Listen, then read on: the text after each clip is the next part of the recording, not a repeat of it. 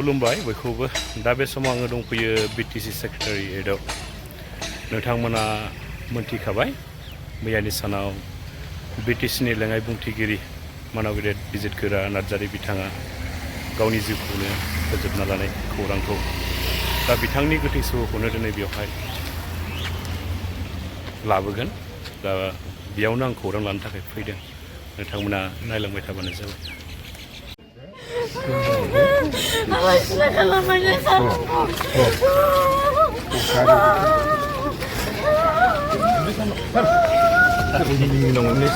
जोङो क्ल'सलि पार्टिया जेखियानो जा जेनेबा बियो BPF हिसाबैनो पार्टि बहुद दिन खालामबोदोंमोन आरो जोंनि जोंनि BLKनि आन्दोलनाव जथेस्थ' कन्ट्रिबिउसन दं बेखौ बयबो मिथिगौ गथिखे आं सानो जोंनि BTCआव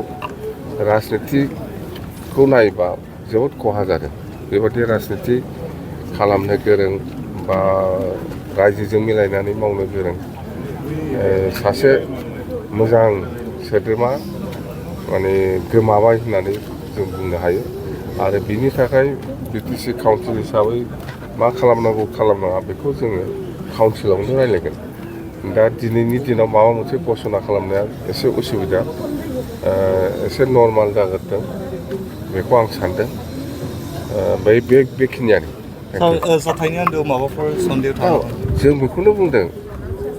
मा रहस्यआव बोरै मा जादों जायाखै बेनि सायाव तदन्त जागोन निस्सय तदन्त जागोन आरो जोङो बिथांनि फेमिलिखौ जोङो मथथे जों काउन्सिला जों सिन्था खालामगोन तदन्तआ जागोन मोजां बिसार जागोन निस्सय ओंखारगोन बेखायनो जोङो तदन्तफ्रा मोजां जागोरथों बेनि उनाव जों मा घोषणा खालामनांगौ खालामनांगौ दिनैनि दिनाव घोषणा खालामनाया जोंनि थाखाय एसे उसुबिदा दे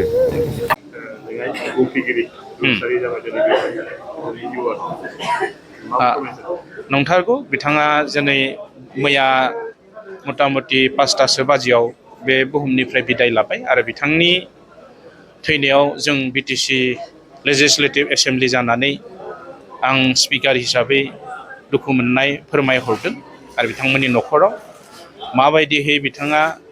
बेबायदि थैनो गोनां जाखो आं जेबो मिथिया खिन्थु जुदि हसाकै बेलेग धरननि जुदि बेखौ माबा मोनसे खालामदोंब्ला बिनि थाखाय प्रहाब होना बेबस्था लागोन आरो इतिमধ্যे दिनै फुङाव पस्टमर्टेम खालामबाय इन्दिनि माखासे अंगफोरखौ लाखिनाय जादों फरेनसिक लेबरेटरियाव हरनो थाखाय आरो बेनिफ्रायनो माबायदि थैदों जों बेखौ गम मोनगोन आरो बिथाङा सासे इलेक्टेड मेम्बार हिसाबै जथेस्थ स्ट्रंमोन ओनसोलनि डेभेलपमेन्टनि थाखाय